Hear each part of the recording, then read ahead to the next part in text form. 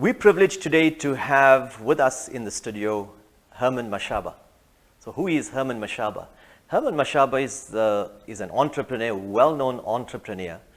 And as many of South Africans will know, he was the former executive mayor of Johannesburg Metro Municipality. And now, as most South Africans know, he is the president and founder and leader of Actionsa, a new political party in South Africa. So it's a real privilege and honor to have you in studio today, sir. Thank you so much for this invitation. I did not actually realize that I don't know if you people are aware, I'm a resident of this community for almost 10 years. I own property and a house here at Simbiti for many years, and I'm glad. Being here is like being at home in Johannesburg. So thank you very much for this opportunity. Wonderful to have you. So to start off with, Herman, the political landscape in South Africa, it's inundated. There's hundreds of parties wanting to contest the election. What's wrong with the established political parties that there was a need for Actionsa? Well, I think first of all, we have the ruling party, which is the ANC, which, you know, we grew up, particularly for us as black people, thinking that they're a liberation organization. But we've just recently realized that they are a criminal enterprise masquerading as a political party. They've been governing this country for the last 27 years. The damage that they've caused, it's unimaginable. And unfortunately, if you look at all the other parties in parliament, not a single one of them that wants to unseat them. People are just really happy to serve themselves and their political parties and aspirations without actually the determination to unseat the ANC. For us as Actionsa, we are unapologetic about this, because for as long as we've got ANC government in power, this country will eventually collapse. We're on the verge of collapse. We cannot be in a country with 44% unemployment rate. 74% of our youth have been the biggest casualties of this ANC corruption and mismanagement. We are the most unequal society in the world, more unequal than we were during apartheid. We are the most violent, we're the murder capital of the world. More people die in this country more than countries at war. Embarrassingly, we're a country that's known all over the world to be the rape capital of the world. You can see something has gone drastically wrong with ANC. So we need to really have a party that's committed to unseating ANC. And we believe, and I personally believe, that we are the party that is unapologetic on this mission to unseat the ANC so that we can save South Africa. No, thank you for that.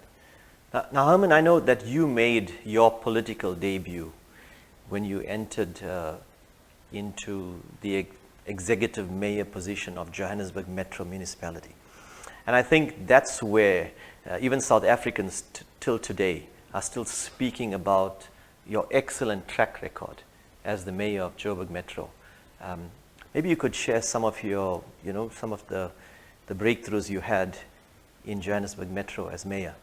Well, Nel, in late 2015, when the DA approached me to be their mayoral candidate, initially I thought they were joking, because, what did I know about politics? I've been a capitalist, I've been a businessman. I defied the National Party and EW board at the age of 22 to go into business. And I was really fortunate enough that I was reasonably successful by my standards. So when the new South Africa happened, my family and I were really regarding ourselves to really be privileged South Africans. But then the firing of Nene really triggered my mind to say, I've got to really assist the DA to unseat the ANC, because I was under the impression at the time that the DA wanted to unseat the ANC. and negotiated a coalition arrangement. We performed well in the 2016 local government, attaining just over 38% of the council seats in the municipality of Johannesburg. And DA negotiated a coalition arrangement, 7-way coalition arrangement, which was really very difficult. But I made it work, and I made it work by treating all political parties the same, whether you were bringing 1 vote or 30 votes. I treated everyone equally. But I faced a major challenge, literally from day one, where the DA felt arrogant to expecting me to disregard other political parties and not interested in our budget process to focus some of the resources in the poor communities.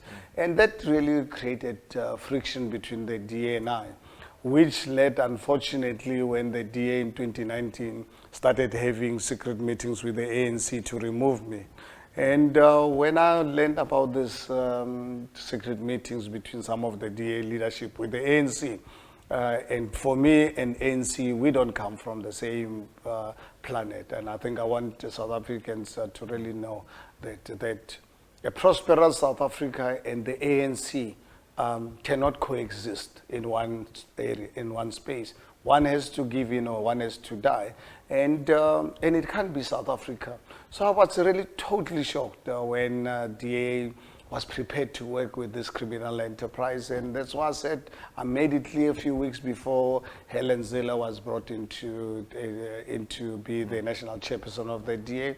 I said to South Africa and the DA, I said, you bring these right-wing elements into your party, I'm out.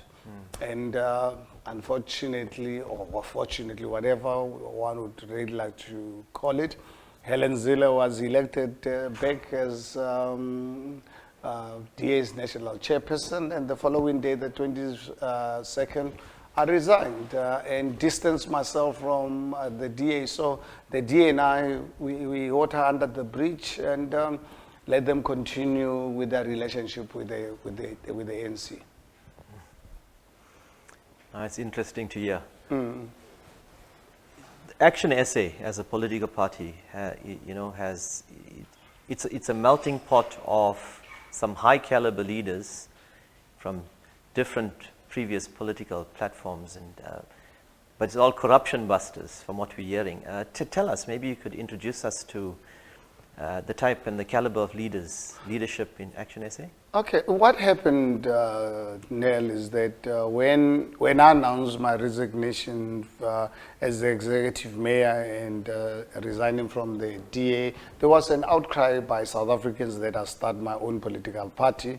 But then I needed to scientifically verify whether these are real people or not. And 6th of December 2019, we launched a groundbreaking project called the People's Dialogue, where we wanted South Africans, ordinary South Africans, to really have our own CODESA. And within 3 months, we managed to get a mandate from 2.4 million South Africans who gave us the mandate to start this political party, which I launched on the 29th of August last year. And in the process, managed to attract good South Africans like our provincial chairperson, Dr. Makosi Khoza, who is known all over this country to really be someone who hates corruption. You remember when she was in Parliament in 2017, very brave woman, committed South African, real patriot, who said openly that he was going to vote against Jacob Zuma to be removed because of his level of corruption. Fake mentor. Today we've had the Zondo Commission that exposed the corruption in this country. She's our provincial chairperson in the Western Cape. Advocate Julian Benson, someone who's been an advocate, used to serve as an acting judge. Julian, never been in politics before, bringing massive legal background to us. Suren Pandey from here in KZN, He's our national treasure. Chartered accountant by profession, successful businessman in his own right. Michael Bierman, who served as my chief of staff, very much experience in terms of really how local government works, and others. So if you look at our Senate, we honestly challenge anyone in terms of diversity of our senior leadership. If you look at our commitment, to look at our core values of what we stand for a non-racial South Africa. We stand for free market economy. We stand for social justice. We recognize the damage caused by many years of apartheid and colonialism, including the 27 years of ANC corruption and maladministration. So social justice has got to really be there. We stand for quality education. We cannot live in a country where 80% of public schools are dysfunctional. We believe in ethical leadership. Anyone serving in Action SA, we expect you to serve society before you can serve Action SA as a political party. We are a political party where we are saying to South Africans, we are a vehicle for committed ethical leaders to serve through us. We stand for electoral reform, where we want eventually over time, people must get used to electing their own ward councillors, their own members of parliament, mayors, premiers, and presidents.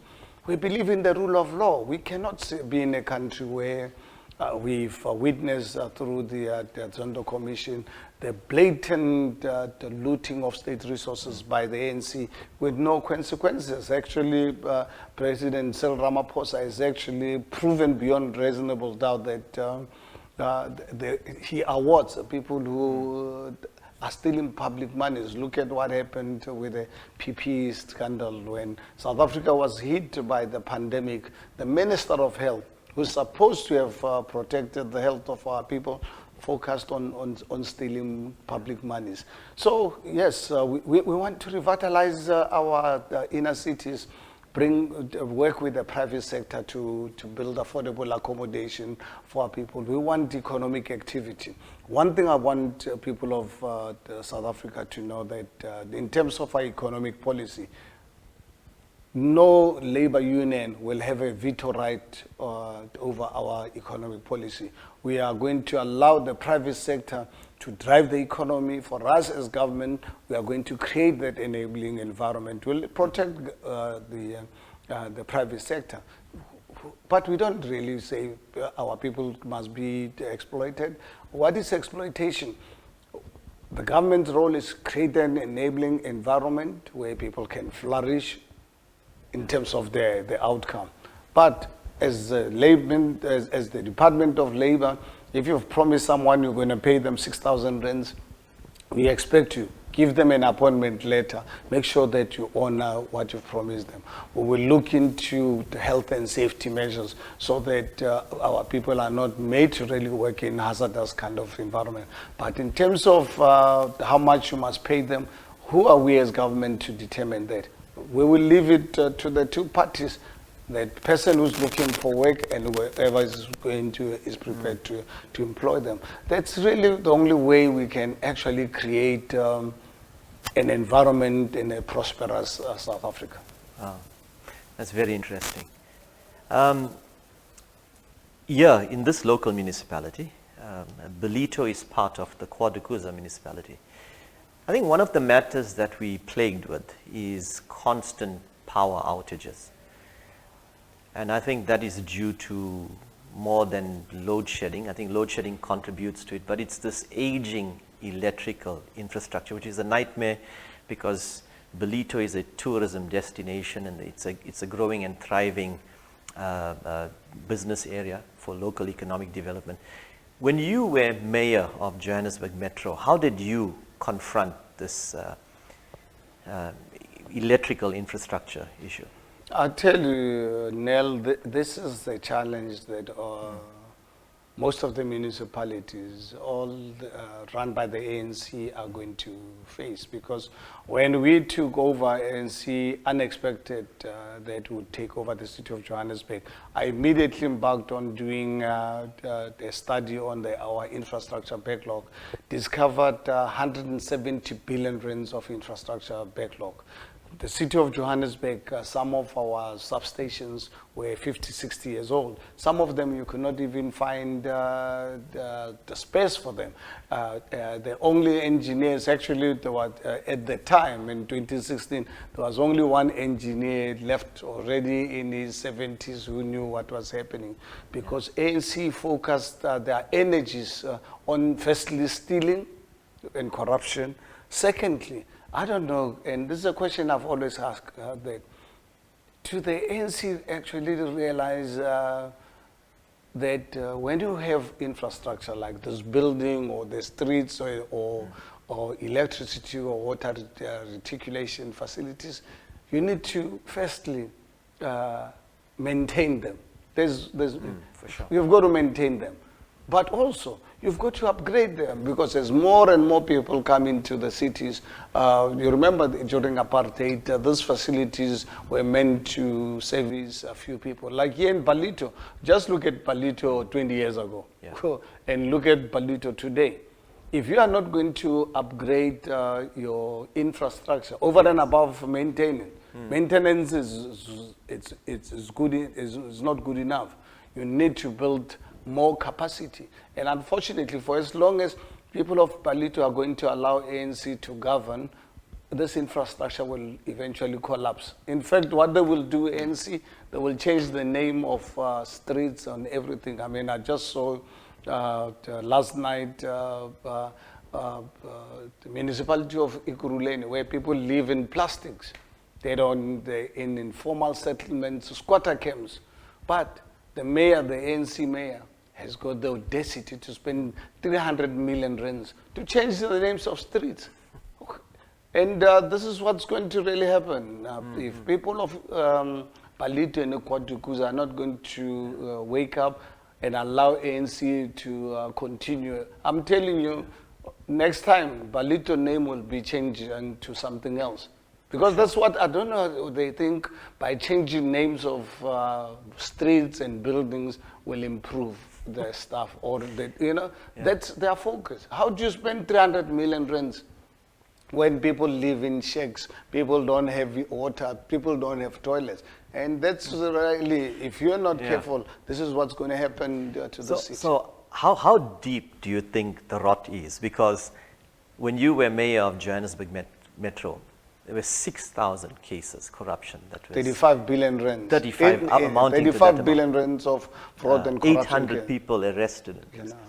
And if you think if our criminal justice system wasn't captured, the number will be 3 to 4 times more. Because some of the people who are were involved in the capture of the city of Johannesburg are today sitting in our cabinet. And do you think that's the same precedent in most municipalities throughout South Africa? Oh yeah, no. All including ANC maybe Kwadukuza? Municipalities are the same. Look, the thing is, we must accept that ANC is not here to serve society. ANC is here to steal, and that is why you look at all their senior people are cadres, people who are in these positions because of their connections. It's not about their skills, majority of them, not especially at senior level. But I'm hopeful that because of my experience in the city of Johannesburg, got rid of a lot of cadres and put in professional people, black and white, because we cannot really run our country on the basis of race. Let us run our country on the basis of the skills people can provide, because once you put together professional public service, who benefits are the poor members of society. In the 3 years in the city of Johannesburg, by putting professional people, managed to actually move our infrastructure spend from 58% to 71%. 2 billion rands, which was directed from international travel, because the mayor before me used to be spending more time traveling overseas than than being in the city. You're running a city, I'm telling you, his travel was more than the Minister of the Home of International Relations, Foreign Affairs. So newspapers, DSTV subscriptions and so forth, managed to actually take 2 billion rands, put it towards infrastructure spend. And that can happen, it's possible it can really happen in all the municipalities. We just have to remove ANC from power so that municipalities must be run by professional, skilled South Africans. Wow, absolutely interesting. Herman, in conclusion, what would be your message to the residents of Ballito, KwaDukuza, and South Africans Well, build up to this election? No, thanks. I think it's a very, very important question, and I would really like to appeal to residents of Ballito, KwaDukuza, and people of South Africa in particular. Please, let us remove ANC from power, and let's do it in a peaceful, constitutional manner. 1st of November, in 2 weeks' time, please go out in your numbers. We've got 26 million people who are registered to vote instead of 37 million. But the 26 million, if you guys can come out in your numbers to vote and vote ANC out, we will save this country peacefully. Because the only glue that's putting ANC together is the closeness to state resources. For us, if we are not going to remove the ANC now and finish them in 2024, eventually South Africa will be a failed state. Let us do it for ourselves, let us do it for our families, let us do it for future generations. Well, there you have it, folks. Couldn't have been said better than that. Thank you, Mr. Herman Mashaba. What a privilege and honor to have you in the studios today. And thank you for making the time, for taking the time amidst a busy election campaigning schedule you have to be here in Ballito. And thank you. Yeah, thank you. You're a resident of this place, and I know you care for this municipality. That's why KwaDukuza is one of the 6 that is chosen, has been chosen by the Senate of Action SA to contest this upcoming election. So go out on the 1st of November and please vote Action SA.